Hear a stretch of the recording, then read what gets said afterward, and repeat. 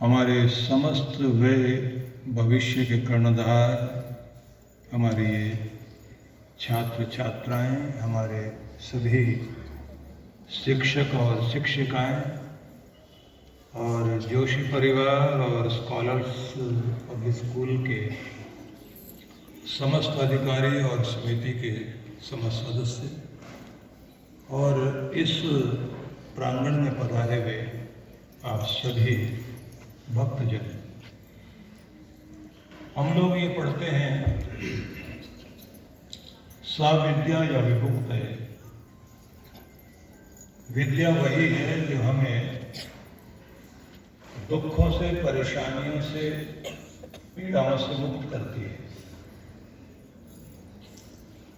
दूसरे शब्दों में कहा जाए, जो हमारे जीवन को आसान बनाने में सहयोगी बने, वही विद्या है।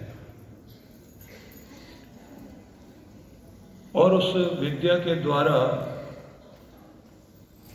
व्यक्ति जो साधारण होता है वो असाधारण बन जाता है, खास बन जाता है। ये भी हम सब लोग जानते हैं कि किसी धन को चुराया जा सकता है, विद्या को कोई चुरा नहीं सकता। जो आपने ज्ञान प्राप्त कर लिया, जो आपने विद्या प्राप्त कर ली, उसे दुनिया में कोई छीन नहीं सकता। और ये भी कमाल की बात है कि धन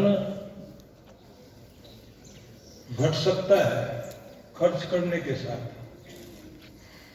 विद्या जितनी जितनी खर्च की जाए उतनी बढ़ती जाती है, उतना जितना इसका उपयोग करते जाओगे उतना ये और बढ़ेगी, और जितनी बढ़ेगी उतनी आपकी कीमत को भी बढ़ा देगी। इसलिए विद्या निरंतर पढ़ना, जानना, सीखना जारी रहना चाहिए। इसलिए कहा जाता है स्वदेशी पूज्यते राजा। राजा अपने देश में पूजा जाएगा, विद्वान सर्वत्र पूज्यते। लेकिन जो विद्वान है, जो स्कॉलर्स है, कोई भी स्कॉलर है, वो किसी एक देश में नहीं पूजा जाता। वो जहां जाएगा वहीं उसका सम्मान होगा, विद्या उसको वहीं इज्जत दिलवाएगी। इसलिए कहीं भी चले जाओ, आपकी विद्या, आपका ज्ञान ही आपका परिचय है, आपका सम्मान ही आपका ज्ञान है, आपकी विद्या ही आपका सम्मान है। इसलिए निवेदन करूंगा, धन को माँ बाप बच्चों को दे सकते हैं, आगे इसको ट्रांसफर किया जा सकता है, विरासत में दिया जा सकता है। विद्या विरासत में नहीं मिलती। विद्या को उठा करके कोई किसी को पकड़ा दे कि ये रही विद्या, तुम ले लो, ऐसे विद्या नहीं मिलती। उसे सीखना पड़ता है, और जो सीखने के लिए तैयार होता है उसी को ये मिलती भी है। आप लोग जानते हैं कि गुरु द्रोणाचार्य अपने बेटे अश्वत्थामा को अर्जुन से कुछ ज्यादा सिखाने की कोशिश करते थे। बार बार कोशिश करते थे कि अश्वत्थामा को ज्यादा सीख जाए, और इतना सीख जाए कि जो अर्जुन के पास ज्ञान हो शस्त्र विद्या का, उससे कहीं अधिक मेरे बेटे के पास हो जाए।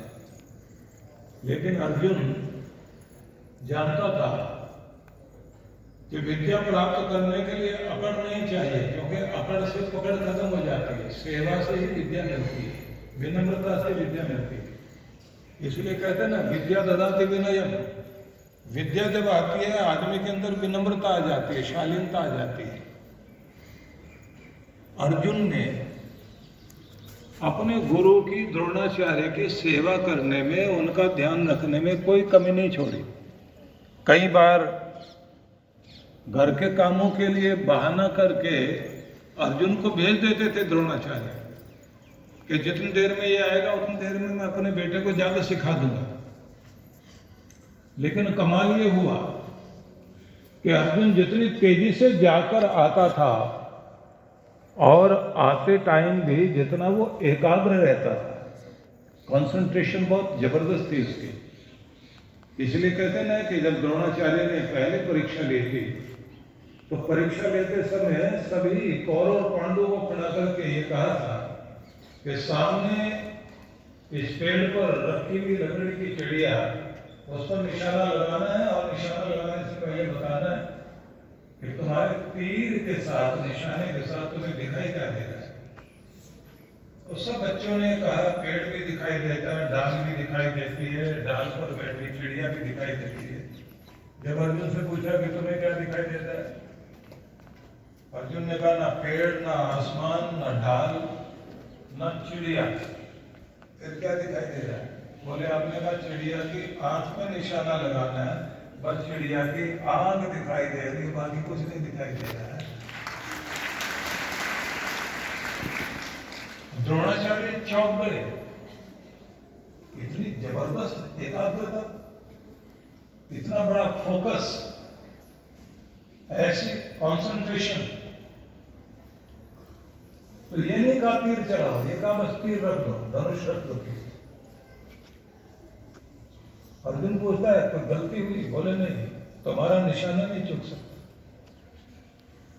क्योंकि हाथ से तीर चलेगा वो बाद में, पहले तीर मन से चलता है। तुम्हारी एकाग्रता जो है वो दर्शा रही है कि तुम दुनिया के महान धनुर्धर बनोगे, एक दिन जरूर धनुर्धर बनोगे। और वही बात मैं आपसे कहना चाहता हूं।